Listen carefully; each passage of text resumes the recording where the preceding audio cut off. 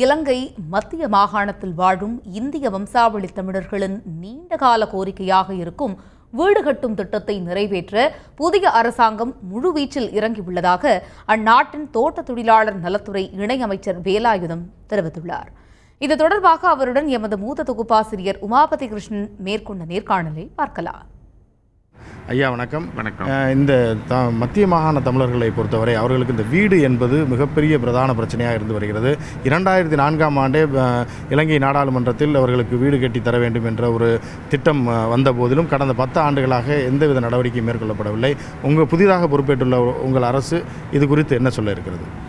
அதாவது மத்திய மாகாணத்தில் மாத்திரமல்ல, ஊவ மற்றும் சப்ரகமுவ போன்ற பல மாகாணத்திலும் கிட்டத்தட்ட 2,25,000 குடும்பங்கள், பெருந்தோட்டத்துறையில் வேலை செய்கின்ற குடும்பங்கள் சொந்த காணியற்றவர்களாக, சொந்த வீடற்றவர்களாக கடந்த 4 தலைமுறைக்கு மேலாக அந்த நாட்டிலே வாழ்ந்து வருகிறார்கள். இந்த தமிழர்கள்தான் கடைசியாக இந்தியாவிலிருந்து புலம்பெயர்ந்த தமிழர்கள்.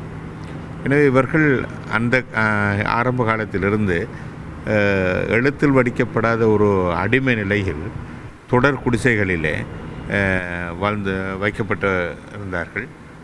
இவர்களுக்கு சொந்த வீடு வழங்கப்பட வேண்டும் என ஏற்கனவே ஐக்கிய தேசிய கட்சி மறைந்த ஜே.ஆர். ஜெயவர்தன காலத்திலிருந்தே நடவடிக்கை எடுத்தாலும் அதன் பின்னர் வந்த அரசுகள் அவற்றை செய்ய மறுத்துவிட்டன. எனவே இந்த 2 லட்சம் வீடுகள் உடனடியாக அமைக்க முடியாது.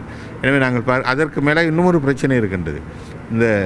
இன்று இதுவரை யாழ்ப்பாண தமிழர்கள், வடகிழக்கு தமிழர்களை பற்றி தான் உலகளாவிய பேசப்பட்டது. ஆனால் மலையகம் என்று ஒன்று இருக்கின்றது. அங்கே இருக்கின்ற தமிழர்கள் இன்னும் சொந்த வீடற்று, சொந்த முகவரியற்று அனாதைகளாக இருக்கின்றார்கள் என்பதை இந்த உலகத் தமிழர்களோ உலகமோ பேசவில்லை. அதை உலகுக்கெடுத்து காட்டினார்கள் ஒஸ்லாந்தை தமிழர்கள்.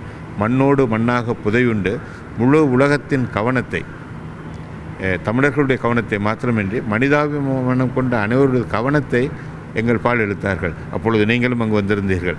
அந்த அளவிற்கு அது உருக்கமான செய்தியாக இருந்தது. எனவே அங்கு நாங்கள் முதலாவதாக இந்த வீட்டுத் திட்டத்தை ஆரம்பிக்கலாம் என்று இருக்கின்றோம். அதற்கான காணியை ஒதுக்கி வருகின்ற பொழுது நாங்கள் முயற்சித்து கொண்டிருக்கின்றோம். பாரத பிரதமர் மார்ச் மாதம் வருவதாக இருக்கின்றது. வருகின்ற பொழுது அவரது கையால் அதற்கான அடிக்கல்லை நாட்டுவதற்கான வேலைகளை செய்யுமாறு இந்த வாய்ப்பினை பெற்று தருமாறு நாங்கள் இலங்கையில் இருக்கின்ற இந்திய உயர் சாணிகரோடு அன்று 4 அமைச்சர்களும் 3 அமைச்சர்களும் மற்றவரும் சென்று கதைத்தோம்.